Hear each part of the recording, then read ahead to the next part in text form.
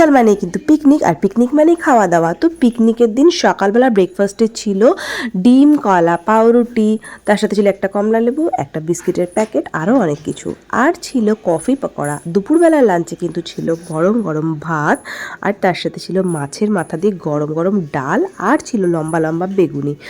আর মাছের মাথা দিয়ে ডাল আর তার সাথে বেগুনি থাকলে কিন্তু জমে যায় পুরো খাওয়াটা। আমার তো দারুণ মজা লাগে খেতে। তোমাদের কার কার ভালো লাগে অবশ্যই কমেন্ট বক্সে জানিও। আর তারপরে শুনলাম যে 2 রকম মাছ হয়েছে। আর প্রথমে ছিল হচ্ছে পার্শে মাছ, এটা সর্ষে বাটা দিয়ে একটা ঝাল করেছিল, খেতে কিন্তু ভীষণ ভালো হয়েছিল।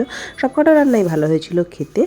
আর পার্শে মাছটা দিয়ে খাওয়ার পরে তারপরে চলে এসেছিলো কাতলা মাছ। কাতলা মাছটাও কিন্তু খেতে অপূর্ব হয়েছিল। 2 রকম মাছই বেশ ভালো হয়েছিল খেতে। আমার তো খুবই ভালো লেগেছিল খেতে, কিন্তু বিষয়টা যে এত কিছু না একবারে যেন খাওয়া যায় না। তারপরে মাছটা দিয়ে খেতে না খেতেই চলে এসেছিলো স্যালাড, আর স্যালাডের সাথে ছিল চিকেন কষা।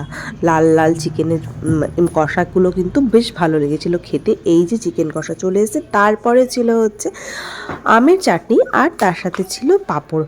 আর চাটনি পাঁপড়ের পরে শেষ পাতে কিন্তু ছিল একটা করে কালাকাঁদ। কালাকাঁদটা কিন্তু ভীষণ ভালো লেগেছিলো আমার খেতে। জানি না এটা কেমন কালাকাঁদ, আমি প্রথম খেলাম এই কালাকাঁদটা, আমার খুব ভালো লেগেছিলো। তারপরে বিকেলবেলা মানে সন্ধেবেলা ফেরার আগে ছিল কফি, আর তার সাথে ছিল পকোড়া। ব্যাস এই করেই দিনটা হইচই করে কেটে গেল।